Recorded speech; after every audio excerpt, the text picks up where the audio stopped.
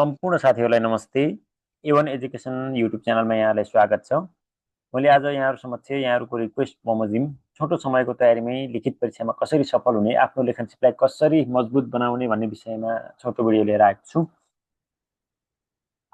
सबैभन्दा पहिला हामीहरू आफ्नो लेखनसिपलाई सुधार गर्नको लागि ध्यान दिनुपर्ने पहिलो पक्ष भनेको हामीले कुन विषयको अध्ययन गर्दैछौँ त्यसको पाठ्यक्रम चाहिँ सबै साथीहरूलाई अनिवार्य याद हुनुपर्छ। पाठ्यक्रम राम्रोसँग अध्ययन गर्ने र कुन पाठ्यक्रमसँग कुन टपिक मिल्दै जान्छ, टपिकहरू पनि इन्टर रिलेटेड हुन्छन्, तीलाई आपसी तालमेल पनि यहाँहरूले बुझ्दै जानुपर्ने हुन्छ।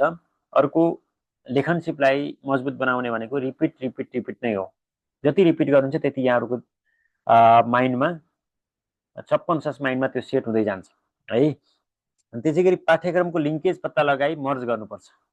जस्तो अफिसरमै हेर्नु भने 100-105वटा टपिक छन्, 3वटा पेपर हेर्नुभयो भने अब त्यसलाई मर्ज गरेर 40-45वटा टपिकको गहन अध्ययनबाट कसरी तपाईँले आफ्नो ज्ञानको दायरा बढाउन सक्नुहुन्छ, लिङ्केज पनि यहाँहरूले गर्नुपर्ने हुन्छ भने लेखनसिप सुधारका लागि सम्भव भएसम्म यहाँहरूले कम्तीमा दिनको 2वटा प्रश्न टाइम फ्रेममा लेख्ने, टाइम फ्रेममा टाइमर लगाएर लेख्ने बानी विकास गर्नुपर्छ, जसले गर्दा महिनामा 60वटा प्रश्न यहाँले लेख्न सक्नुहुन्छ।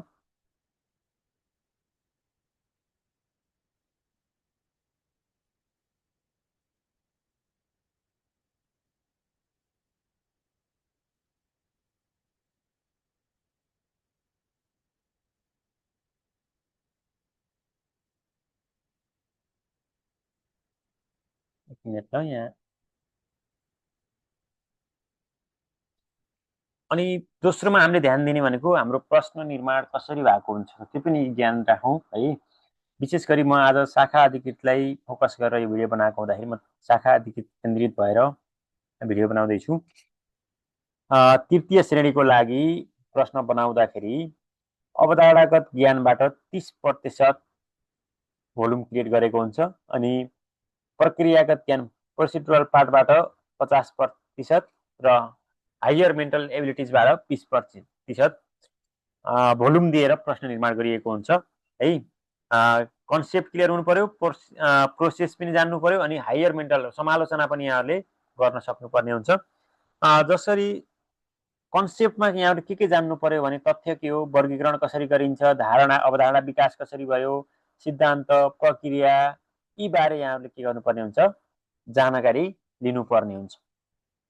त्यसैगरी प्रक्रियागत ज्ञान अन्तर्गत यहाँहरूले एलिमेन्ट्स के हुन्, रिलेसनसिप के हुन्छ, दुई तत्त्वहरू बिच हुन सक्छ हैन, संगठनात्मक सिद्धान्तहरू हुन सक्छन्, यी विषयमा ध्यान दिनुपर्छ। विशेष गरी प्रक्रियागत सिद्धान्त के हुन्, कसरी कार्यान्वयन हुन्छ भन्ने विषयमा यहाँहरूले ध्यान दिनुपर्ने हुन्छ।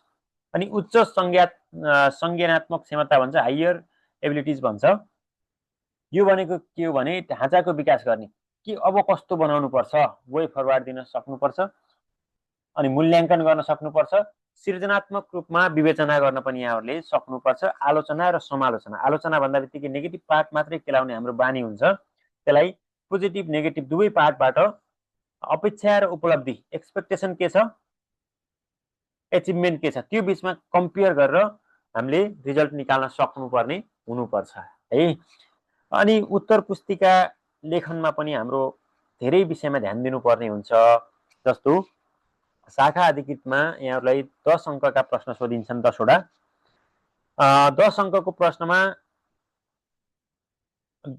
तथ्य र तर्कको लागि 45% भोल्युम क्रिएट गरेको हुन्छ।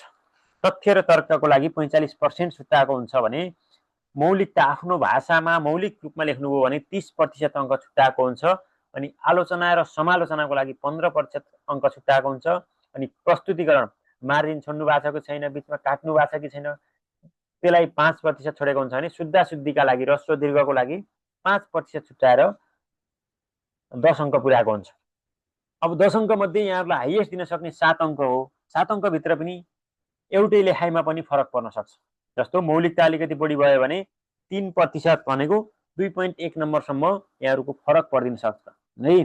शुद्ध शुद्धिले फरक पारिदिन सक्छ। एउटै लेखाइ छ, तपाईँले नीति लेख्दा ह्रस्व लेख्नुभयो, अर्कोले दीर्घ लेखिदियो साथीले भने तपाईँहरूको नम्बर फरक पर्छ।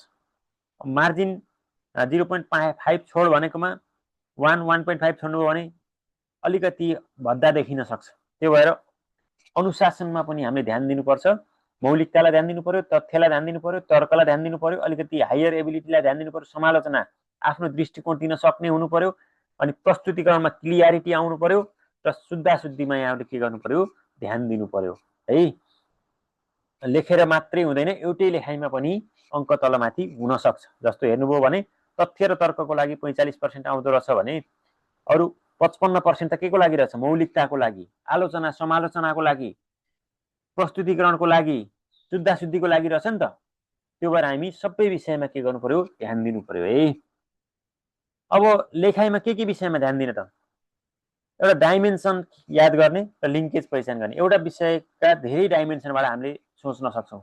आर्थिक पक्षबाट केलाउन सक्छौँ, सामाजिक पक्षबाट केलाउन सक्छौँ, प्राविधिक पक्षबाट केलाउन सक्छौँ, वातावरणीय पक्षबाट केलाउन सक्छौँ, राजनैतिक पक्षबाट केलाउन सक्छौँ, प्रशासनिक दृष्टिकोणबाट केलाउन सक्छौँ। के गर्ने, डाइमेन्सनहरू र लिङ्केज पहिचान गर्न सक्नुपर्छ है। त्यसै गरी हामी नकारात्मकताबाट सकारात्मकतातर्फ केलाउन सक्ने, अँध्यारो रातमा तारा खोज्ने भन्छौँ नि, त्यस्तै हामी नकारात्मकताबाट पनि सकारात्मकता खोज्न सक्ने हामीसँग क्यापेसिटी हुनुपर्छ। अनि स्टार्ट एन्ड इन्ड विथ पोजिटिभनेस। प्रश्नको लेखाइमा सुरुमा र अन्तिममा हामी आशावादी लेखाइ लेख्नुपर्छ, सकारात्मकता झल्किने गरी हामीले लेख्न सक्नुपर्छ है। अनि सठिक र आशावादी लेखन हुनुपर्छ। समस्याको पहिचान र समाधानको बाटो, वे फरवर्ड। जस्तो के समस्या छ भनियो भने अब यसलाई कसरी सुधार गर्न सकिन्छ भनेर वे फरवर्ड पनि के गर्नुपर्ने हुन्छ, हामीले दिनुपर्ने हुन्छ।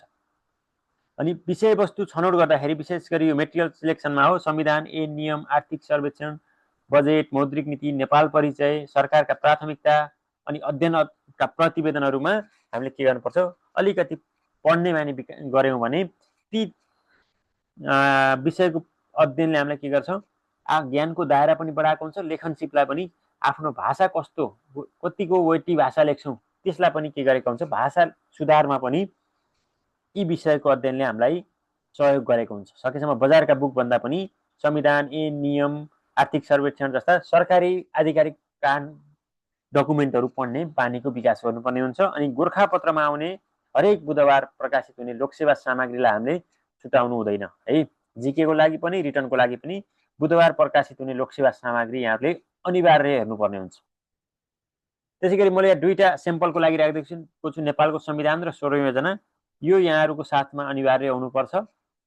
अनि अरू जति पनि कानुनका विषय छन् lawcommission.gov.np बाट गएर यहाँहरूले हेर्नुपर्छ। त्यहाँ हरेक कानुनको अपडेटेड डकुमेन्ट पाउनुहुन्छ र आधिकारिक डकुमेन्ट पाउनुहुन्छ। एउटै विषय पनि फरक फरक ठाउँबाट हेर्दा फरक पर्न सक्छ। हरेक कानुनको विषय lawcommission.gov.np मा गएर यहाँले हेर्ने बानीको विकास गर्नु पर्यो है। अब प्रश्नलाई कसरी डिल गर्ने, हाम्रो मेन पोइन्ट यहाँनिर हुन्छ। प्रश्नमा अवधारणा लेख्नुहोस् भनेर आउँछ। एउटा टाइपको प्रश्न यसरी आएको हुन्छ। अवधारणा भनेको केसमा हामीले के लेख्नुपर्छ भने परिचय लेख्ने र छोटोमा ऐतिहासिक विकास क्रम। जस्तो निजामती सेवाको अवधारणा भन्यो भने निजामती सेवा भनेको के लेख्नु पर्यो, ईसापूर्व 206 बाट यसरी विकास भएको 1854 1883 भनेर हामीले के गर्नु पर्यो, अमेरिकाको भनेर अलिकति भाषा छुँदै आउनु पर्यो। नेपालमा 2013 बाट 2008 बाटै जान सकिन्छ, यसरी आउनु पर्यो है। अनि समानता, भिन्नता र तुलना भन्छ। समानता, भिन्नता र तुलना भनेको केसमा हामीहरूले के गर्नुपर्ने हुन्छ भने समानतालाई बुलेटमा लेख्ने, भिन्नतालाई टी फर्मेटमा लेख्ने बानीको विकास गर्नुपर्छ। चुनौती र समस्या भन्छ प्रश्नले। चुनौती भनेको र समस्या भनेको फरक विषय हो। जस्तो यहाँहरूलाई लोकसेवा पास गर्नु चुनौती हो भने बिहान समयमा उठ्न नसक्नु समस्या हुन सक्छ, पढ्न नसक्नु समस्या हुन सक्छ है। त्यही भएर चुनौती र समस्या फरक विषय हुन्। चुनौती जहिले पनि सकारात्मक भाषामा लेखिन्छ भने समस्या नकारात्मक भाषामा लेखिएको हुन्छ। तर प्रश्नले एउटै अङ्क दिएको छ, एउटै भोल्युम छ भने एकै ठाउँमा लेख्नुपर्ने छ भने समस्याको भाषामा पनि लेख्न सकिन्छ है। अनि उद्देश्य, कार्य, भूमिका, कार्यक्षेत्र, महत्त्व, औचित्य, सान्दर्भिकता, उपादेयता भन्न सक्छ। यी सबै विषय भनेको एउटै हो, एउटैको भाषा मिलाउने हो। जस्तो उद्देश्य भन्यो भने अन्तिममा गर्नेबाट इन्ड गर्न सक्नुहुन्छ, महत्त्व भन्यो भने गर्न भन्न सक्नुहुन्छ, औचित्य भन्यो भने गर्नका लागि भन्न सक्नुहुन्छ। एउटै भाषालाई अन्तिममा मिलाउने हो है।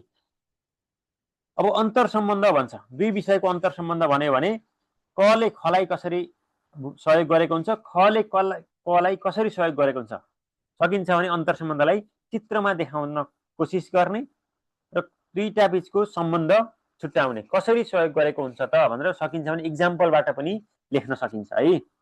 अनि पुष्टि गर्नुहोस् भनेर आउँछ भने पुष्टि गर्नुहोस् भन्ने विषयमा तथ्य र तर्कमा जोड दिनुपर्छ। भिन्न तर्क गर्न पाइँदैन। पुष्टि गर्नुहोस् भनेकोमा यी फरक विषय हुन् भन्ने टाइपको दिनु भएन है। पुष्टि गर्नुहोस् भन्ने विषयमा अनिवार्य तथ्य र तर्कमा जानु पर्यो। डाटा छ भने डाटा राख्दा राम्रो। त्यसै गरी विश्लेषण, लेखाजोखा, समीक्षा, मूल्याङ्कन, विवेचना, समालोचना भन्यो भने व्यवस्था के छ, नीतिगत, संस्थागत, कार्यक्रमगत व्यवस्था के छन्, ती व्यवस्थाको कार्यान्वयनको अवस्था के छ अथवा प्राप्त उपलब्धि के छ, कार्यान्वयनमा के समस्या छन्, ती विषय चाहिँ खुलाउन सक्नुपर्छ। व्यवस्था के छ, उपलब्धि के छ, समस्या के छ, बुझ्नुभयो नि। व्यवस्था आउनु आफैमा राम्रो हो, उपलब्धि कति भएको छ त्यो पनि राम्रो, समस्या के छन्, तीनवटा पक्ष खुलाएर लेखियो भने विश्लेषण पनि हुन्छ, लेखाजोखा पनि हुन्छ, समीक्षा पनि हुन्छ, मूल्याङ्कन पनि हुन्छ, विवेचना पनि हुन्छ, समालोचना पनि हुन्छ। अनि यस्तो प्रश्नमा हाम्रो कन्क्लुड कहाँ जानुपर्छ भने वे फरवार्ड। अब के गर्ने त, कमजोरी लेखिसकेपछि अब सुधार कसरी गर्ने भन्ने टाइपबाट हामीले निष्कर्ष लेख्नुपर्ने हुन्छ है। त्यसै गरी टिप्पणी गर्नुहोस् भन्छ। टिप्पणी गर्नुहोस्मा जहिले पनि सबल पक्ष, दुर्बल पक्ष र सुझाव तीनटा विषय समावेश गर्नुपर्ने हुन्छ। सबल पक्ष, दुर्बल पक्ष र सुझाव चाहिँ टिप्पणी गर्नुहोस् भन्ने प्रश्नमा आएको हुनुपर्छ। आफ्नो राय, धारणा, मन्तव्य, विचार प्रस्तुत गर्नुहोस् भनेको हुन्छ। आफ्नो विचार दिनुहोस्, प्रस्तुत गर्नुहोस् भनेकोमा बीच धारमा बस्ने, कोही कुनै पक्ष बीचमा पनि बायस नभइकन बीच धारमा बस्ने है। अनि ठिक वा बेठिक के लाग्छ भन्यो भने पनि बीच धारमै बस्ने, 50-50 भएर के गर्ने, उत्तर लेख्ने प्रयत्न गर्ने। अनि प्रभाव र असर भन्छ। प्रभाव र असर भनेकोमा सकारात्मक र नकारात्मक दुवै प्रभाव लेख्ने। जस्तो जलवायु परिवर्तनको प्रभाव भन्यो भने सकारात्मक पनि लेख्ने, नकारात्मक पनि लेख्ने। हामी प्राय नकारात्मक मात्रै लेखेर आएका हुन्छौँ। दुईटा तिनटा भए पनि सकारात्मक लेख्न सक्यो भने यहाँहरूको लेखाइ उत्कृष्ट हुन्छ। हरेक पक्षका दुईटा पाटा हुन्छन्, एउटा राम्रो हुन्छ, एउटा नराम्रो हुन्छ है। छोटो टिप्पणी लेख्नुहोस् भन्छ। छोटो टिप्पणी लेख्नुहोस् भनेकोमा 1 लाइन 2 लाइन परिभाषा यहाँको अनिवार्य आउनु पर्यो। त्यसलाई सकिन्छ भने डाइमेन्सनबाट लेख्दा पनि हुन्छ, नभए उद्देश्य, क्षेत्र, विशेषता, सिद्धान्त, आलोचना, समस्या, समाधानका उपाय समेटेर अलिकति परिचय मात्रै दिएर आउने होइन कि विभिन्न डाइमेन्सनबाट यहाँहरूले लेख्नुपर्ने हुन्छ। परिचय लेख्नुभयो भने 2 लाइन, दुईटा तिनटा विशेषता लेख्ने, त्यो किन आवश्यक पर्यो महत्त्व लेख्ने, समस्या के छन् लेख्ने, अनि निष्कर्षमा सुझाव दिएर 1 लाइनबाट टुङ्गाइदिन सकिन्छ है। परिचय टिप्पणी गर्नुहोस् भनेकोमा यो भनेको यो हो, यो भनेको यो हो भनेर लेखेर मात्रै हुँदैन। अनि योजना, रणनीति, कार्ययोजना, खाका, ढाँचा, प्रारूप प्रस्तुत गर्नुहोस् भन्छ। यसको योजना बनाउनुहोस् भन्छ, कार्ययोजना बनाइदिनुहोस् भन्छ। त्यस्तो आयो भने यहाँहरूले मुद्दामा लेख्ने, सुझाव दिने, भविष्यमा के गर्ने हो त भनेर सुझाव दिने, मुद्दामा दिँदा हुन्छ है। अनि सीमावलोकन गर्नुहोस् भनेर आउँछ। विषयवस्तुलाई सिलसिलेवार रूपमा आलोचनात्मक रूपमा प्रस्तुति गर्ने। जस्तो अवधारणा लेख्ने, अवधारणासँगै तर यो हुन सकेन भनेर आलोचनात्मक रूपमा लेख्ने, राम्रा पक्ष, नराम्रा पक्ष, राम्रा पक्ष, नराम्रा पक्ष गरेर एउटै बुदामा टुङ्गाउँदै जाने है। अनि दृष्टिकोण राख्नुहोस् भन्छ।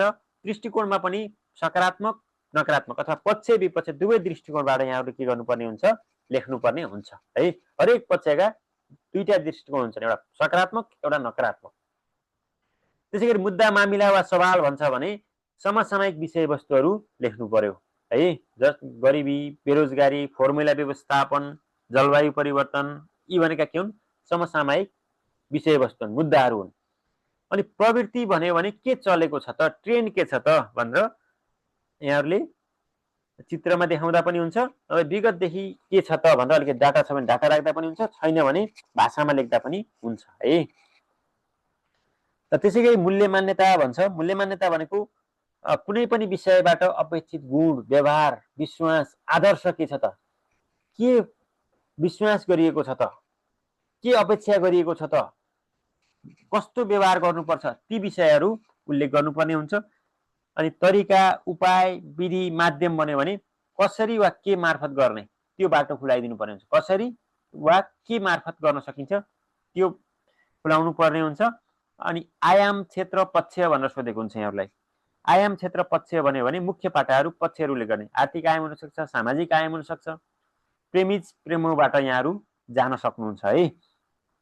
विकल्प भन्यो भने कुनै कुरालाई प्रतिस्थापन गर्न सक्ने कुरा, जस्तो कर्मचारी तन्त्रको विकल्प भन्यो भने सुधारिएको कर्मचारी तन्त्र भन्छौँ नि, काउन्टर ब्युरोक्रेसी भन्छौँ नि, हो त्यस्ता विकल्पहरू यहाँले दिन सक्नु पर्यो है। उपगाम दृष्टिकोण भन्यो भने धारणा र सोच के छ त त्यो लेख्नु पर्यो। जस्तो द्वन्द्व व्यवस्थापन सम्बन्धी दृष्टिकोण भन्यो भने सुरुमा नकारात्मक रूपमा लियो, दोस्रोमा मानव सम्बन्ध दृष्टिकोणबाट हेरियो, अहिले सकारात्मक रूपमा पनि लिन थालियो भनेर यसरी लेखिदिनु पर्यो। अनि टिपोट तयार पार्नुहोस् भन्यो भने मुद्दागत रूपमा यहाँहरूले लेख्नुपर्ने हुन्छ। सीमा अपवाद दुर्बल पक्ष कमजोरी भन्यो भने यसलाई समस्यालाई मिलाएर लेख्दा पनि हुन्छ है। अनि अलिकति टर्म्सहरू राखिदिएको छु मैले तपाईँहरूलाई, केही शब्दावलीहरू जसलाई धेरै लामो भाषा लेख्नुहुँदा शब्दावलीमा लेख्दा सजिलो हुनसक्छ टाइम म्यानेजमेन्टको लागि है। जस्तो एरोज इम्पोसिबिलिटी थ्योरियम भन्छ। यो भनेको के हो भने लोकतन्त्रमा गलत चुनाव पद्धतिका कारण गलत मानिसहरू निर्वाचित हुने अवस्था भन्छ यसलाई। यसलाई शासन र लोकतन्त्रको विषयमा तपाईँहरूले लेख्न सक्नुहुन्छ। बजेट पेडिङ भनेको trend of demanding more budget than requirement, आवश्यकताभन्दा बढी बजेट माग्ने र बजेट फ्रिज गर्ने प्रचलन भनेर लेख्न सकिन्छ। यो भनेको बजेट र आर्थिक विषयमा लेख्न सक्नुहुन्छ। ब्रेन ड्रेन भनेको सक्षम, योग्य, दक्ष र सिपयुक्त जनशक्ति नेपालमा नबसेर बाहिर जाने, स्वदेशी बजारमा उपयोग गर्न नसकिने अवस्थालाई ब्रेन ड्रेन भन्छ। यो मानव संसाधनमा लेख्न सक्नुहुन्छ यहाँहरूले। ब्युरोक्रेट्स बासिङ भनेको कर्मचारी तन्त्रलाई तर्साएर, धम्काएर, हप्काएर काम लिने प्रवृत्ति, यो राजनीति र अन्य क्षेत्रबाट विशेष गरी हुन्छ। यो पनि यहाँहरूले लेख्न सक्नुहुन्छ। त्यसै गरी अर्को छ ब्युरोप्याथोलोजिज भन्छ। यो भनेको कर्मचारी तन्त्रका नराम्रा पक्षभरि रोगहरू, नातावाद, कृपावाद, सामन्तीपन, ढिलोपन, कामपन छाउने, आदेशात्मक शैली, एकतर्फी, बकपासिङ, बाइसाइकल पोलिसी भन्छ। यी विषयहरू पनि यहाँहरूले के गर्न सक्नुहुन्छ, यसमा राख्न सक्नुहुन्छ। त्यसै गरी कटब्याक म्यानेजमेन्ट भन्छ। इन्क्रिजिङ इफिसियन्सी भनेको अब अहिलेको अवस्थामा बजेट, वैदेशिक सहायता, ऋणमा यो विषय राख्न सक्नुहुन्छ। इफिसियन्सी बढाएर अथवा अनावश्यक खर्च घटाएर फिस्कल ग्याप पुरा गर्ने भनेको हो है। कन्फ्लिक्ट अफ इन्ट्रेस्ट भनेको आफ्नो स्वार्थ भएको विषयमा आफै निर्णयमा सहभागी हुने, यो राजनीति र प्रशासन दुवैमा हाबी छ, यो लेख्न सकिन्छ। त्यसै गरी कोर थिम अफ एसडिजी भन्छ। यो भनेको people, planet, prosperity, piece and partnership भनेर दिगो विकासका थिमहरू लेख्न सक्नुहुन्छ। हाम्रो विकासको गतिविधि सञ्चालन गर्दा यी विषयलाई ध्यान दिनुपर्ने हुन्छ। हरेक क्रियाकलापमा हामी कोर थिम अफ एसडिजीलाई केन्द्रबिन्दुमा राखेर अगाडि बढाउनु पर्ने हुन्छ। अर्को छ काउन्टर ब्युरोक्रेसी भनेको सुधारिएको नतिजामुखी संरचना भएको स्वरूप हो। यो कर्मचारी तन्त्रको विकल्पको रूपमा भन्ने प्रश्नमा लेख्न सक्नुहुन्छ। त्यसै गरी क्याच 22 भनेको गलत व्यक्ति निर्वाचित भई शासनले वैधता गुमाएको अवस्था भन्न सकिन्छ। यो अहिले शासन र लोकतन्त्रमा यहाँहरूले लेख्न सक्नुहुन्छ है। क्यापिटल फ्लाइट भन्छ। पुँजी प्लान, स्वदेशबाट विभिन्न माध्यमबाट लगानी योग्य रकम बाहिर जाने भनेको यो सम्पत्ति शुद्धिकरणमा यहाँहरूले लेख्न सक्नुहुन्छ है। त्यसै गरी क्राइसिस अफ म्युचुअल ट्रस्ट, यो विश्वासको सङ्कट, एकले अर्कोलाई विश्वास नगरेपछि पनि के हुन्छ, दुविधा, द्वन्द्व आउन सक्छ नि त। राजनीति, प्रशासन र नागरिक दृष्टिकोणबाट यहाँ लेख्न सक्नुहुन्छ। क्लेम एन्ड ब्लेम कल्चर, एकअर्कालाई दोषारोपण, यो राजनीति र प्रशासन दुवैमा लेख्न सक्नुहुन्छ। राजनीतिले प्रशासनलाई दोष लगाउने, प्रशासनले राजनीतिलाई दोष लगाउने, प्रशासनभित्रै पनि एउटा कर्मचारीले अर्को कर्मचारीलाई दोष लगाउने, यस्तो कल्चर छ नि त। यो कल्चरले पनि नतिजा दिन नसकेको यसरी लेख्न सक्नुहुन्छ। कल्चर अफ इम्प्युनिटी भन्छ। दण्डहीनताको संस्कार, यहाँहरूले लेखिराखेका भाषा छ नि त। अपराधको राजनीतिकरण, राजनीतिको अपराधीकरण भन्न सक्नुहुन्छ। यो कानुनको शासनमा लेख्न सक्नुहुन्छ कल्चर अफ इम्प्युनिटी भनेर है। क्लाइमेट जस्टिस, क्लाइमेट फाइनान्स भनेको विषय जलवायु परिवर्तनमा यहाँहरूले लेख्न सक्नुहुन्छ। कार्बन बढी उत्सर्जन गर्नेले नगर्ने देशलाई क्षतिपूर्ति प्रदान गर्ने कानुनी पद्धति हो क्लाइमेट जस्टिस भनेको। भने क्लाइमेट फाइनान्स भनेको बढी उत्सर्जन गर्नेले कम उत्सर्जन गर्नेलाई क्षतिपूर्ति दिने र कम उत्सर्जन गर्नेले जलवायु अनुकूलन परियोजनाहरूमा लगानी गर्ने पद्धति हो है। त्यसै कार्बन अफसेटिङ भनेको बढी उत्सर्जन गर्नेले वातावरण संरक्षण परियोजनामा सहयोग गर्नुपर्छ भन्ने मान्यता हो। यो पनि जलवायु परिवर्तनमै लेख्न सक्नुहुन्छ। कार्बन ट्रेडिङ भनेको कार्बनको कम उत्सर्जन गर्नेले बढी उत्सर्जन गर्नेलाई कोटा बेच्ने र त्यसको भुक्तानी दिने पद्धति हो, यो जलवायु परिवर्तनमै लेख्न सकिन्छ। अनि क्राउडिङ आउट इफेक्ट भनेको सरकारले बजारबाट बढी ऋण उठाइदिँदा, आन्तरिक ऋण उठाइदिँदा निजी क्षेत्र पलायन हुने, ब्याज दर बढेका कारणले। यो भनेको आन्तरिक ऋणसँग सम्बन्धित आयो भने यहाँले क्लियर के बुझ्नु पर्यो भने सरकारले आन्तरिक ऋण कति उठाउनुपर्छ, क्राउडिङ आउट इफेक्ट नआउने गरी उठाउनुपर्छ, एक लाइनमा भन्नुपर्दा है। निजी क्षेत्र विस्थापित नहुने गरी उठाउनुपर्छ भनिन्छ। यो सार्वजनिक ऋणमा यहाँले लेख्न सक्नुहुन्छ क्राउडिङ आउट इफेक्ट है। कल्चर अफ इन्टिग्रिटी जहाँ पनि लेख्न सकिन्छ। गलत गर्ने अवसर हुँदाहुँदै पनि नगर्नु के हो, कल्चर अफ इन्टिग्रिटी हो। यो जहाँ पनि लेख्न सक्नुहुन्छ। ब्युरोक्रेसीलाई कस्तो बनाउने, कल्चर अफ इन्टिग्रिटी कायम गर्ने है। आचरणले मात्रै बाँधेर पुग्दैन, आचरण बाँध्नु पर्ने होइन, रोल मोडल हो, यसरी लेख्न सकिन्छ है। त्यसै गरी डिनर पार्टी मोडल जस्तो हाम्रो समन्वय र सञ्चार कस्तो हुन्छ, डिनर पार्टी टेबलमा बसेर मजाले गफ गरेर सञ्चार गर्छौँ नि त, समन्वय गर्छौँ नि त, हो त्यस्तो हुनुपर्छ। वान वेज कम्युनिकेसन भएर मात्रै भएन भन्छौँ होइन। अब डिजिटल युग छ, डिजिटल युगमा डिजिटल डिभाइड भन्न सकिन्छ, डिजिटल डेमोक्रेसी भन्न सकिन्छ, डिजिटल इकोनोमी भन्न सकिन्छ, डिजिटल सोसाइटी भन्न सकिन्छ, डिजिटल कल्चर भन्न सकिन्छ, डिजिटल इन्फ्रास्ट्रक्चर भन्न सकिन्छ, डिजिटल जस्टिस भन्न सकिन्छ। यी विषयहरू विद्युतीय शासन आउँदाखेरि यहाँहरूले राख्न सक्नुहुन्छ है। अर्को छ डच डिजिज, एउटा क्षेत्रमा फोकस गर्दा अर्को क्षेत्रबाट हानि पुग्ने अवस्था। जस्तो विप्रेषण आयो, फाइदा भयो, तर उपयोगमा खर्च गयो, उत्पादनलाई के गरेन, बढाउन सकेन। यी विषयहरू यहाँले उल्लेख गर्न सक्नुहुन्छ।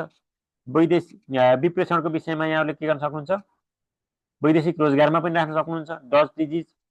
डिजिटल फर्स्ट भनेको के हो, फुल्ली अटोमेटेड पब्लिक सर्भिस हो। यो डिजिटल फर्स्टलाई अब हामीले केन्द्रबिन्दुमा राख्नुपर्छ। 5 basic tenets of federal governance system, diversity, interdependence, accountability, efficiency and unity भनेर हामीले सङ्घीयताको विषयमा 5 basic tenets of federal governance भनेर राख्न सक्छौँ। फ्री राइडर प्रोब्लम भनेको सित्तैमा पाए अलकत्र खाने प्रवृत्ति भन्छौँ नि, अनियमितता, फजुल खर्च, बजेट र आर्थिक पाटोमा हामीले लेख्न सक्छौँ फ्री राइडर प्रोब्लम है।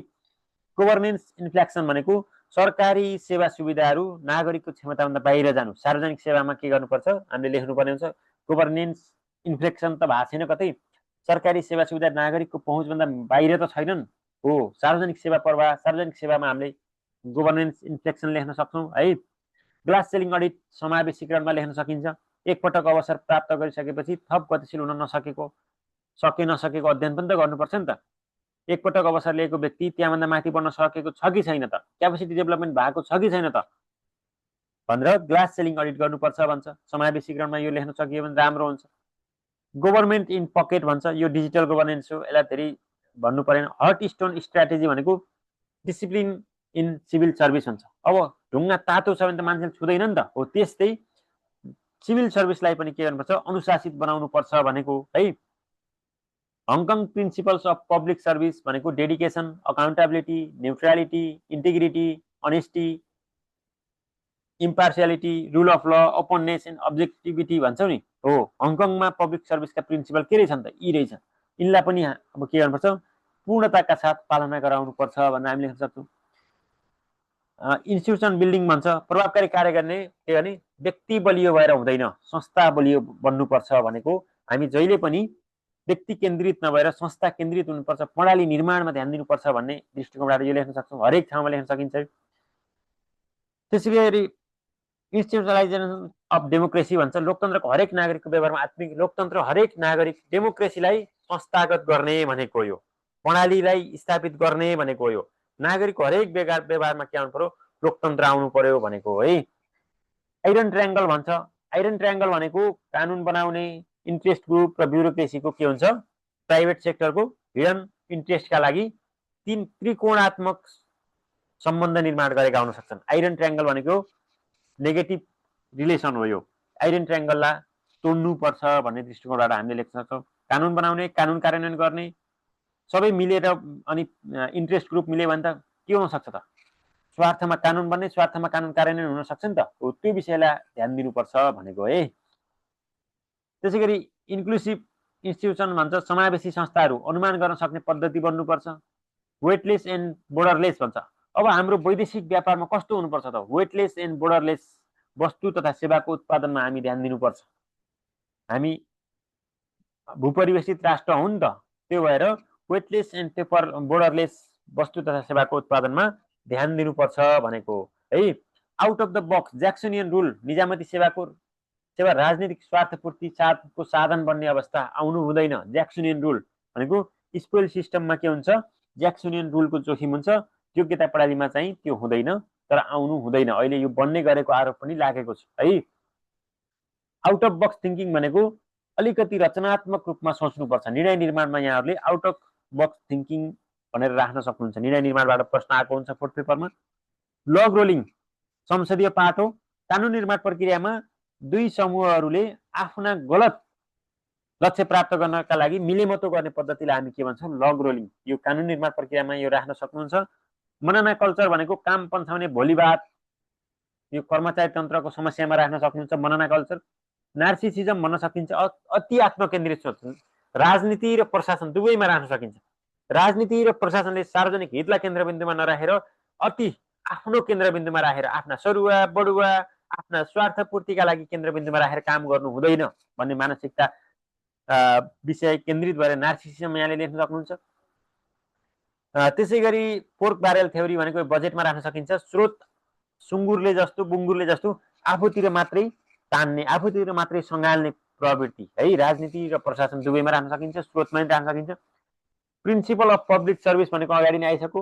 Integrity, selflessness, objectivity, honesty, accountability, leadership, legitimacy and openness भनेर निजामती सेवामा राख्न सक्नुहुन्छ। सोसियल लेजिटिमेसी भनेको सामाजिक रूपमा नागरिक र सेवाग्राहीको दृष्टिमा स्वीकार गरिएको अपनत्व सिर्जना भएको, कानुनी रूपमा मात्रै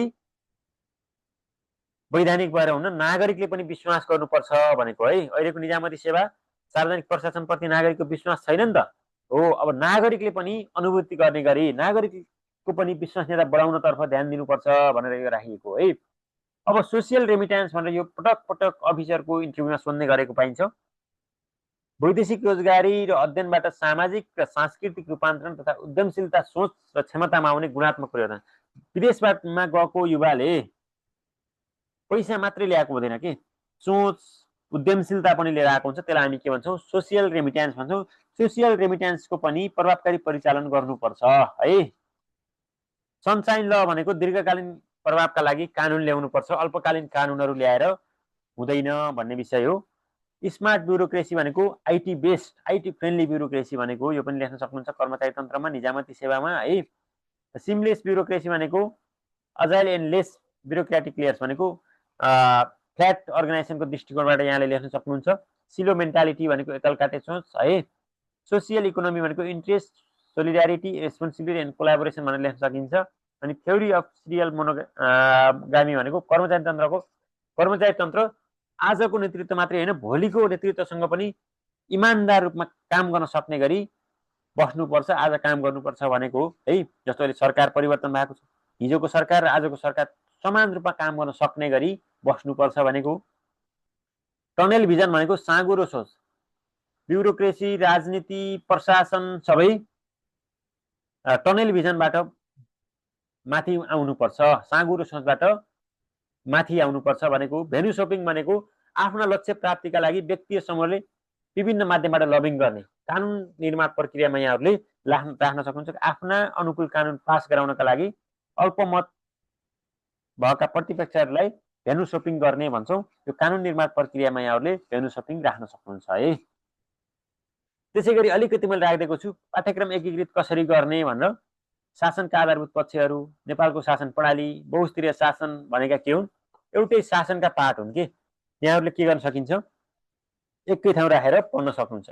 1.1, 1.5 र 1.7लाई एकै ठाउँ राखेर पनि के गर्न सक्नुहुन्छ? पढ्न सक्नुहुन्छ। त्यसै गरी शासनको प्रशासनिक र राजनीतिक संरचना र नेपालको संघीयता यी दुईटालाई एकै ठाउँ राखेर पढ्न सक्नुहुन्छ। एकै ठाउँ राखेर क्लियर रूपमा पढिदिनु भयो भने डिटेल हुन्छ, पढ्न सजिलो हुन्छ। त्यसै गरी सूचनाको हक, पारदर्शिता, राजनैतिक तटस्थता, प्रतिबद्धता, पारदर्शिता र उत्तरदायित्व एकै ठाउँ राखिदिनु भने यहाँ पारदर्शिता यहाँ पनि मिल्यो नि त। 1.3 र 3.3 मिल्दो रहेछ। यसलाई एकै ठाउँ राखेर डिटेलमा पढिदिनु भयो भने यहाँहरू अझ क्लियर बन्न सक्नुहुन्छ। त्यसै गरी अर्को आएको छ स्लाइड अगाडि पछि भएको रहेछ, मोनोकल्चर टु मल्टिकल्चर। यो सामाजिक द्वन्द्व, सामाजिक सांस्कृतिक रूपान्तरण विशेष गरी थर्ड पेपरमा यहाँले राख्न सक्नुहुन्छ। मोनोकल्चरबाट हामी अब मल्टिकल्चरमा जानुपर्छ, एकल संस्कृतिबाट बहु संस्कृतितर्फ हामी रूपान्तरण हुनुपर्छ भनेर हामीले लेख्नुपर्छ। यो निष्कर्षमा राख्दा राम्रो हुन्छ। इथ्नो कल्चर नेसनलिजम भनेको अब राष्ट्र निर्माण कसरी गर्ने त भन्दाखेरि जातीय सांस्कृतिक राष्ट्र एकले अर्कोको अस्तित्व स्वीकार्ने गरी सामाजिक इथ्नो कल्चरल नेसनलिजम निर्माण गर्नुपर्छ भन्छ, जातीय सांस्कृतिक राष्ट्रवाद निर्माण गर्नुपर्छ भनेर यहाँहरूले सामाजिक द्वन्द्व, सामाजिक सांस्कृतिक रूपान्तरण र राष्ट्र निर्माणमा यो विषय राख्न सक्नुहुन्छ है। त्यसै गरी अर्को छ 1.4 र 1.6 मिल्दो रहेछ। राष्ट्र निर्माण र राज्य निर्माण र राष्ट्रिय सुरक्षा व्यवस्थापनलाई एकै ठाउँ राखेर पढिदिनु भयो भने यी विषय बुझ्न सजिलो हुन्छ है। त्यसै गरी 2.1, 2.1, 2.2, 2.3 र 2.5 लाई एकै ठाउँ राखिदिनु भयो भने यहाँहरूलाई पढ्न सजिलो हुन्छ। एक दिनमा यहाँले पढ्न सक्नुहुन्छ अनि क्लियर पनि हुनुहुन्छ। यी सबै विषय के छन्, अन्तर सम्बन्धित छन् है। त्यसै गरी मानव अधिकार 2.4 र 2.7 लाई एक ठाउँ राखेर पढ्नुभयो भने यहाँ अझ क्लियर हुन सक्नुहुन्छ है। 2.6 र 5.3 लाई एकै ठाउँ राख्नुभयो भने अफिसरमा यहाँहरू अझ क्लियर हुन सक्नुहुन्छ। म अलिकति एउटै विषय कानुन निर्माण प्रक्रिया र यो एउटै विषय छ कि एउटै विषयलाई दुईतिर पढ्दाखेरि दुई तरिकाले नपढेर एकै ठाउँ राखिदिएर क्लियर हुनुभयो भने अझ क्लियर हुन सक्नुहुन्छ है। 3.1, 3.2, 3.7 एकै ठाउँ राख्नुभयो भने एक दिनमा पढ्न सक्नुहुन्छ अनि क्लियर पनि हुन सक्नुहुन्छ कि सार्वजनिक सेवा के हो, सेवा प्रवाह के हो र सेवा बडापत्र के हो। यी तीनटै के हो, सार्वजनिक सेवा पुर्याउने माध्यम सेवा प्रवाह, सार्वजनिक सेवा प्रवाहकारी बनाउने औजार सेवा बडापत्र। क्लियर छ नि त, एकै ठाउँ राखेर पढिदिने है। अनि विद्युतीय शासन, विकासमा सूचना सञ्चार प्रविधिको प्रयोग अनि सार्वजनिक सेवा प्रवाहमा कम्प्युटर इन्टरनेट भनेर 3.8, 3.9 र 1.10 दोस्रो तेस्रो र चौथो पेपरलाई एकै ठाउँ मर्ज गरिदिने, एकै ठाउँ नोट बनाउँदा पनि।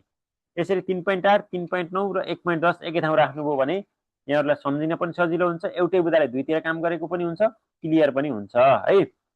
3.6 र 4.5 एकै ठाउँ राख्नुभयो भने सार्वजनिक नीति निर्माण प्रक्रिया, योजना निर्माण प्रक्रिया उस्तै छ, मिलेर आएको हुन्छ है, सजिलो हुन्छ। त्यसै गरी 4.1 र 4.2 मानव स्रोत व्यवस्थापन र कर्मचारी व्यवस्थापनका विविध पक्ष भन्ने एकै ठाउँ राखेर पढिदिनु भयो भने दुईटालाई कम्पेयर गरेर जाँदाखेरि यहाँहरूलाई बुझ्न सजिलो हुन्छ।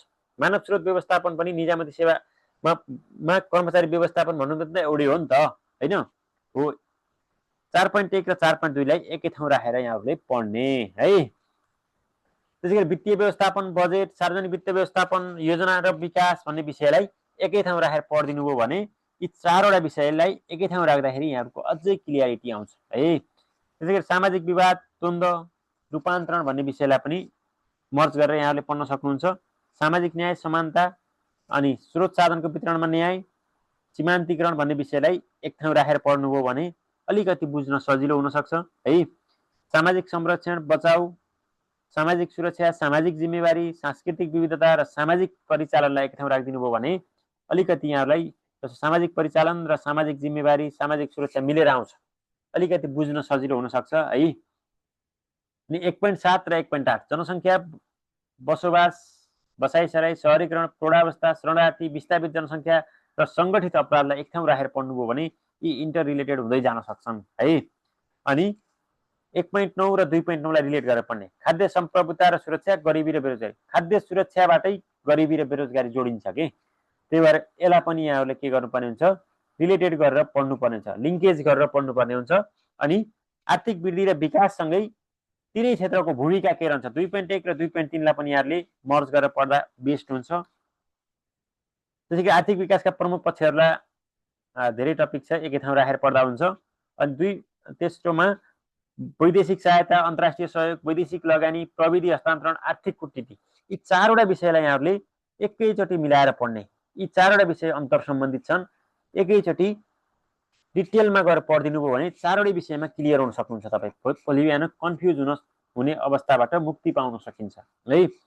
त्यसै गरी 2.7 र 3.10 व्यापार, बजार र श्रम उदारीकरण, विश्वव्यापीकरण र विकास, यी तेस्रो पेपरका 2.7 र 3.10 लाई पनि एकैचोटि रिलेट गरेर पढिदिनु भयो भने यहाँहरूलाई सजिलो हुनसक्छ। त्यसै गरी 3.1, 3.2 र 3.6 मानव विकास, पूर्वाधार विकास, विकेन्द्रीकरण र स्थानीय स्वायत्त शासनलाई एकै ठाउँ राखेर पढिदिनु भयो भने सजिलो हुनसक्छ है। अनि दिगो विकास र वातावरणलाई रिलेट गरिदिनु भयो भने त्यसले पनि यहाँहरूलाई सजिलो बनाएको हुन्छ। जस्तो दिगो विकास र वातावरण र विकास बीच के छ, प्रत्यक्ष सम्बन्ध छ नि त, त्यो भएर तपाईँलाई के हुन्छ, पढ्न र बुझ्न सजिलो हुन्छ है। विकास प्रक्रियामा राज्य र राज्य बाहेकका क्षेत्रको भूमिका, शान्ति र द्वन्द्व संवेदनशील विकास भनेर एकै ठाउँ राखेर पढिदिनु भयो भने अलिकति सहज हुनसक्छ। जस्तो राज्य बाहेकका क्षेत्रको भूमिका कहाँ हुन्छ त? द्वन्द्व संवेदनशील विकासमा हुन्छ नि त। हो, रिलेटेड छन् यी विषय। त्यही भएर यिनलाई एकै ठाउँ राखेर पढ्ने कोसिस गर्नु होला है। अनि 3.8, 3.7 र 1.8 विकासमा नागरिकको संलग्नता, साझेदारी विकास, समुदायमा आधारित विकास, सार्वजनिक कार्यको नागरिकबाट मूल्याङ्कन भन्ने विषय के छन्? एउटै छन्। जस्तो यिनका टुल्स भनेका यिनै हुन्छन् के, यिनका टुल्स भनेका यिनै हुन्छन्। त्यो भएर एउटै छन्। यिनलाई एकै ठाउँ राखेर पढ्ने कोसिस यहाँहरूले गर्नुपर्ने हुन्छ छोटो समयमा आफ्नो लेखनसिपलाई मजबुत बनाउनको लागि है। त्यसै गरी पारिस्थितिक प्रणाली, जैविक विविधता र संरक्षण, जलवायु परिवर्तन, सङ्कट व्यवस्थापनलाई एक ठाउँ राखेर यहाँहरूले पढ्न सक्नुहुन्छ है। अनि वातावरणीय ह्रास, वन विनाश, ऊर्जा सङ्कट, ऊर्जा संरक्षण, प्रदूषण र फोहोर मैला व्यवस्थापनलाई एक ठाउँमा राखेर पढ्न सक्नुहुन्छ। त्यसै गरी सार्वजनिक व्यवस्थापनको परिचय, कार्यक्षेत्र व्यवस्थापनका नवीन प्रवृत्तिहरू ल हेर्नुहोस् है। परिचय, कार्यक्षेत्रसँगै नवीन प्रवृत्ति पढ्नु त डिटेलमा आयो नि त। 1.1 र 1.9 सकियो कि। अनि सार्वजनिक व्यवस्थापन, निजामती सेवा र कर्मचारी तन्त्र, हो यही विषय पछाडि पनि रिपिट भयो नि त। अब यसलाई कम्पेयर गरेर पढिदिनु भयो भने एउटै टपिक एकै दिनको पढाइले यहाँहरूलाई धेरै ज्ञान दिन सक्छ है। त्यसैगरी 1.4 अलिकति लामो छ। सार्वजनिक व्यवस्थापनमा निर्देशन, नियन्त्रण, पद सोपान, निर्णय प्रक्रिया, नेतृत्व अलिकति लामो छ, यसलाई छुट्टै पढिदिने। अनि 1.5, 1.6, 5.8 र 1.3 एकै ठाउँ राखेर पढिदिने। नेपालको सार्वजनिक प्रशासन, व्यवस्थापन परीक्षण, 3 तह बीचको नीतिगत व्यवस्था, अनि सङ्गठन के हो? सार्वजनिक प्रशासन पनि एउटा सङ्गठन हो नि त। हो, यिनलाई एकै ठाउँ राखेर पढ्नुभयो भने अलिकति बुझ्न सजिलो हुन्छ। जस्तो सार्वजनिक प्रशासनमा पिरामिड टाइप भन्छौँ, अब यता पनि हामीले पिरामिड टाइप पढ्नुपर्ने छ। रिलेटेड हुँदै जान्छ है। त्यस सार्वजनिक कोषको सदुपयोग, सदाचार र नैतिकता, व्यावसायिकता, अनुशासन, आचार संहिता, अनि 5.9 पनि एकै ठाउँमा। 3.4, 1.7 र 5.9 दोस्रो र चतुर्थ पत्रको यी तीनवटा टपिकलाई एकै ठाउँ लिङ्क गरेर यहाँहरूले पढ्नुभयो भने बुझ्न सजिलो हुन्छ है। त्यसै गरी चतुर्थ पत्रमा आर्थिक कार्यप्रणाली, राजस्व, सार्वजनिक आय, खर्च र ऋण, आर्थिक नीति, वित्त नीति र मौद्रिक नीति, यी चारवटा विषयलाई एक ठाउँ राखेर पढ्नुहोस्, अथवा एक दिन वा 2 दिन यी चारवटा विषयलाई दिनुहोस् कि। यसले तपाईँहरूको पढाइमा के हुन्छ? क्लियरिटी ल्याउँछ है। यी आफैमा के छन्? अन्तर सम्बन्धित छन्। त्यसै गरी दोस्रोमा छ कर प्रणाली, राजस्व र राजस्व बाँडफाँड, अन्तर सरकारी वित्तीय हस्तान्तरण र राजस्व बाँडफाँडलाई एक दिन राखेर पढ्नु। यी दुईवटा टपिकलाई कन्टिन्यू पढिदिनुहोस् कि। बुझ्नु भने यी दुईवटालाई आज यो पढ्नु भने भोलि यो पढिदिनुहोस्, क्लियर हुन्छ है। त्यसै गरी सरकारी आर्थिक कारोबार, विशेषता, विश्लेषण, लेखा प्रणाली भन्ने विषयलाई एक ठाउँ राखेर पढिदिनुहोस्। आर्थिक कारोबारबाट केबाट सञ्चालित हुन्छ? लेखा प्रणालीबाट निर्देशित हुन्छ। त्यसै गरी खाता सूची, एकल खाता कोष, रिम्स, लेखामान भन्ने विषयलाई एक ठाउँ राखेर पढिदिनुहोस्। यी सबै टेक्निकल टपिक छन्, एक ठाउँ राखेर पढिदिनुहोस्, सजिलो हुन्छ है। सबै सफ्टवेयरसँग रिलेटेड विषय छन्। 455ले के गरेको हुन्छ? खाता सञ्चालनमा के गरेको हुन्छ? मार्गदर्शन गरेको हुन्छ, एकरूपता ल्याएको हुन्छ। यी विषयलाई के गर्ने? एक ठाउँ राखेर पढ्ने छोटा छोटा विषय छन् है। सम्पत्ति, जिन्सी र धरौटी सँगै खरिदलाई पनि एक ठाउँ राखेर पढ्ने। जिन्सीको स्रोत एउटा खरिद पनि त हो नि है। जिन्स त्यो भएर यी दुईटालाई एक ठाउँ राखेर 3.4 र 3.6लाई एक ठाउँ राखेर पढ्ने है। त्यही लेखा परीक्षण, सङ्गठित क्षेत्रको लेखा परीक्षणमान, महालेखा परीक्षण, इन्टोसाई, एसोसाई, आइक्यानलाई एक ठाउँ राखेर पढ्ने। यी विषय सबै के छन्? लेखा परीक्षणसँग सम्बन्धित छन्, एकै ठाउँ राखेर पढिदिने। अनि बेरुजु र बेरुजु फर्स्युट तिनै तहको लेखा परीक्षण सम्बन्धी व्यवस्थालाई एक ठाउँ राखिदिने। यसलाई अझ 4.4लाई पनि माथि राखिदिन सक्नुहुन्छ। यसरी पढ्नुभयो भने यहाँहरूलाई के हुन्छ? सम्झिन सजिलो हुन्छ है। सङ्घ, प्रदेश र स्थानीय तह बीचको अन्तर सम्बन्ध, प्रतिनिधि सभा र राष्ट्रिय सभा बीचको अन्तर सम्बन्ध, यसमा विशेष गरी अन्तर सम्बन्धको विषय आयो। यी दुईटालाई एक दिन लगाइदिनुहोस् है। अर्को संसद, संसदीय समिति, संवैधानिक निकाय बीचको अन्तर सम्बन्ध, पदाधिकारी, संसदीय दल, संसदमा प्रतिपक्षको भूमिका, सचिवालय सञ्चालन व्यवस्थापन समितिको भूमिका आएको छ, यसलाई अन्तर सम्बन्ध छ। यसलाई के गरिदिने? एक ठाउँ राखेर पढिदिने है। अब सामान्य थियो त्यो सिलेबसलाई कसरी लिङ्केज गर्ने भन्ने विषय थियो। अब म यहाँहरूलाई भन्दैछु, अब हामी हाम्रो लेखाइलाई मजबुत बनाउनको लागि प्रश्नलाई हामीले कसरी हेर्नुपर्छ त? प्रश्नलाई हामीले जहिले पनि इगल आई भ्यूबाट हेर्नुपर्छ, नेगेटिभ टु पोजिटिभतिर जाने गरी हेर्नुपर्छ। प्रश्नलाई जहिले पनि माथिबाट हेर्ने, होलिस्टिक एप्रोचबाट हेर्ने बानीको विकास गर्नु पर्यो है। परीक्षालाई अनुभव बटुल्ने भन्दा पनि पास गर्ने दृष्टिकोणले हेर्नु पर्यो। पढाइमा नवप्रवर्तन र उत्तर लेखन शैलीमा सुधार पनि आवश्यक छ। उत्तर लेख्दाखेरि अलिकति इनोभेटिभ टाइपले हामीले उत्तर लेख्ने कोसिस गर्नु पर्यो। समय व्यवस्थापनलाई ध्यान दिनु पर्यो।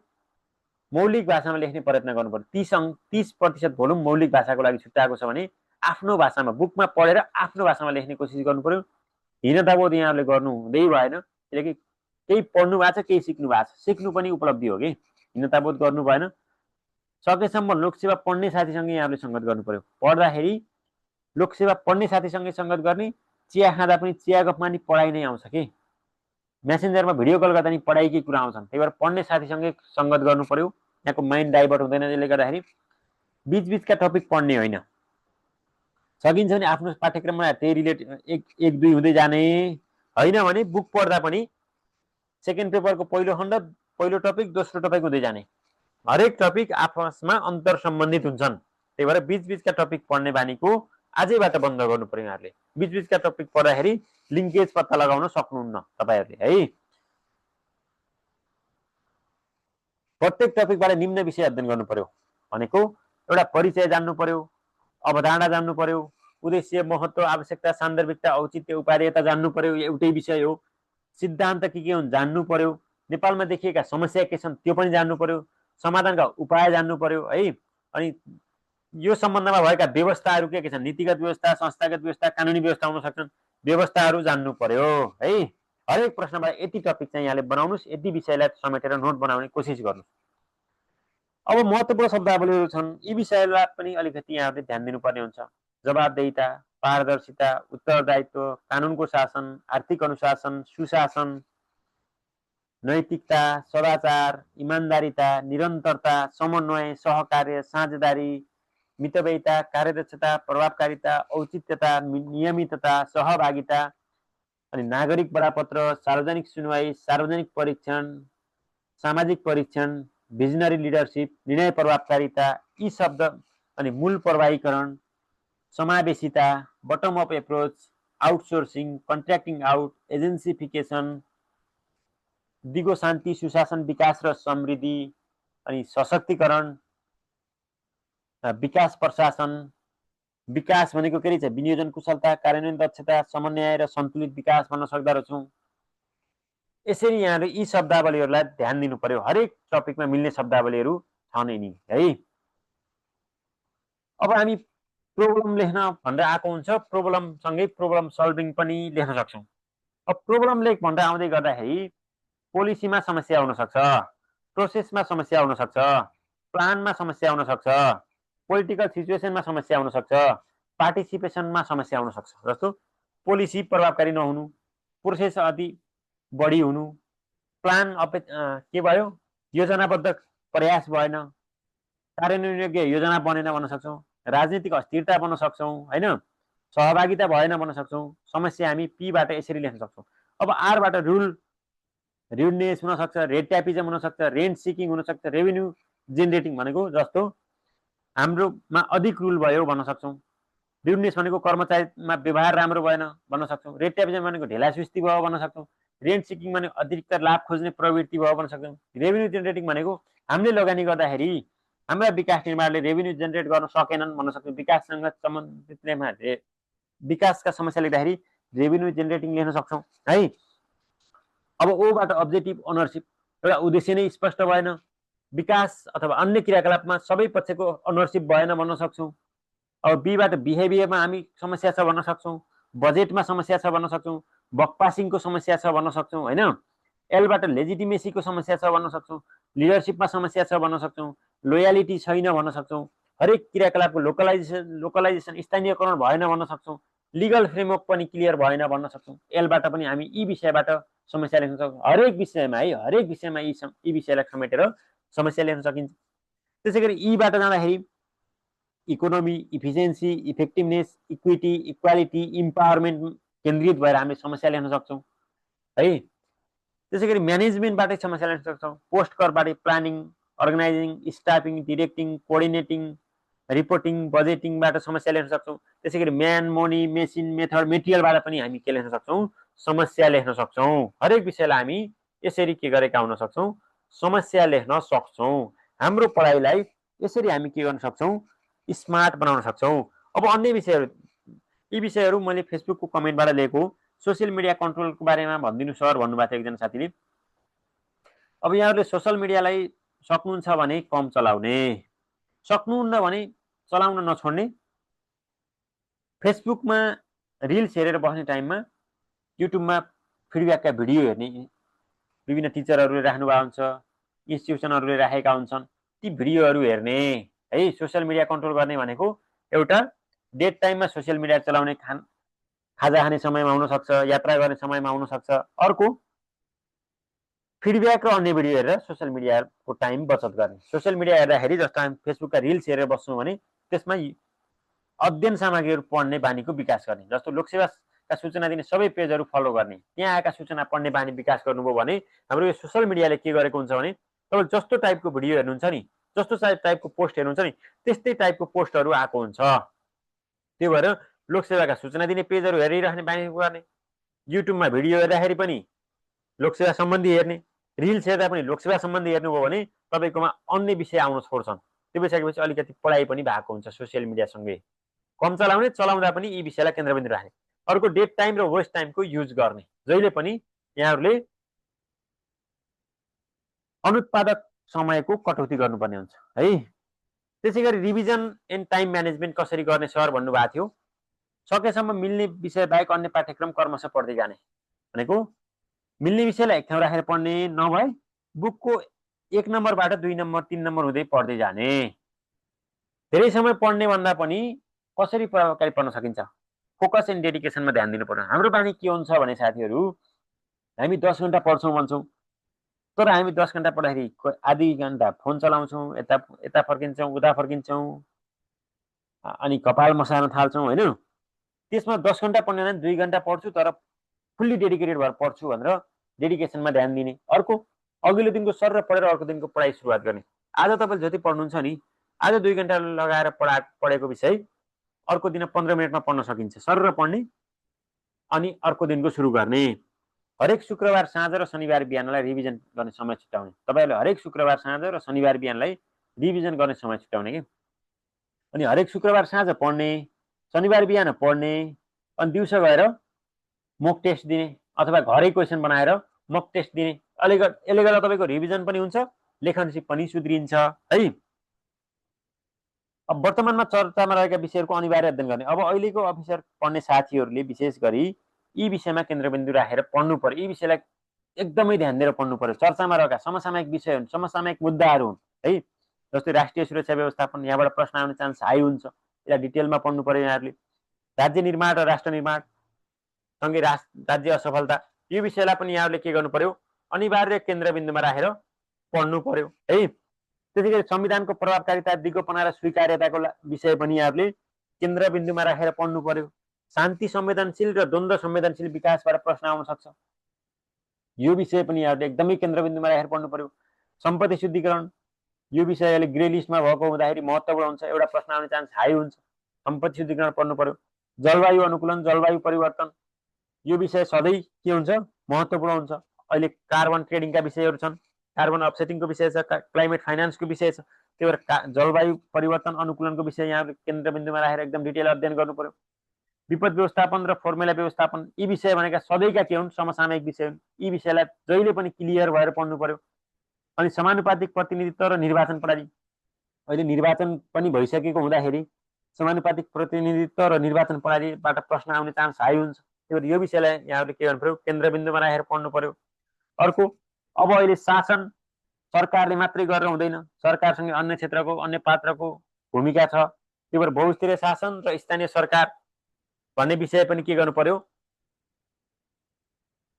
पढ्नु पर्यो। अब अहिले निर्वाचन पनि भइसकेको छ, नयाँ नेतृत्व पनि आउँदैछ भने अब कानुन निर्माणमा कस्तो नेतृत्वको भूमिका के हुनुपर्छ भन्ने टाइपको प्रश्न आउन सक्छ यहाँहरूलाई। विधायकी ज्ञान भएका नेतृत्व प्राप्त गर्न के गर्नुपर्छ भन्ने टाइपको प्रश्न आउन सक्छ। कानुन निर्माणसँग सम्बन्धित विषय पनि यहाँहरूले जान्नु पर्यो है। ल यति भन्दै मैले आजको भिडियो इन्ड गरेँ। यहाँहरूको केही जिज्ञासा छ भने म अर्को भिडियोमा समेट्ने कोसिस गर्छु, कमेन्टमा लेखिदिनु होला। र यी र यस्तै भिडियोको लागि A1 एजुकेसन युट्युब च्यानललाई लाइक गर्ने, सब्सक्राइब गर्न र फलो गर्न नबिर्सनु होला। र कुनै पनि जिज्ञासा छ भने कमेन्टमा लेखिदिनु होला, हामी त्यो जिज्ञासाको सम्बोधन गर्ने कोसिस गर्नेछौँ। धन्यवाद सबैजनालाई।